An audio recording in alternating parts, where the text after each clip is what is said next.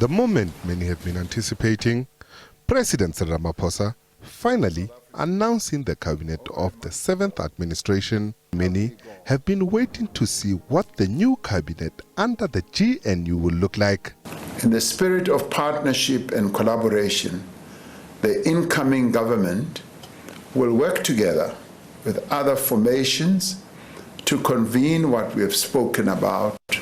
Currently, 11 political parties have heeded the call to support and join the GNU. The ANC and its partners in government have welcomed the appointment of new ministers by the country's number one. We now have to give everyone who's been appointed the opportunity to prove themselves that they can actually commit themselves to those values and they can work on the basis of those principles. So the ANC is quite positive. It's inspired by the ability of the president to navigate the uncharted waters and produce this outcome. The configuration that we have managed to negotiate ensures that alongside the ANC, the DA is the only other party that is now represented across every one of the clusters in government.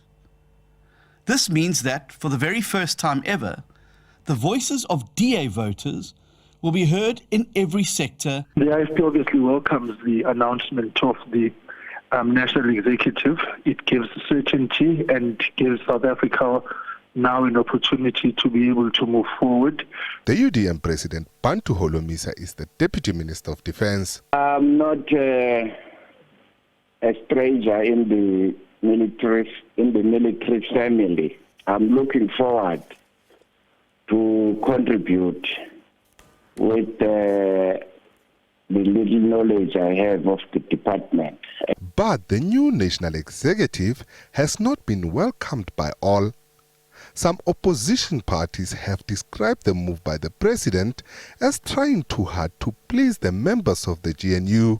They argue that this is at the expense of South Africans. What's more concerning about this announcement is the increased and bloated cabinet that is going to put more pressure on our taxpayers. And this was just to accommodate racists and their policies. We're pleased that we finally have a cabinet.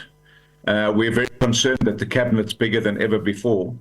And the hypocrisy of some of the parties that are now in the Grand Coalition accepting positions of ministers and deputy ministers when they were calling for deputy ministerial positions to be done away with. The South African Communist Party has also weighed in.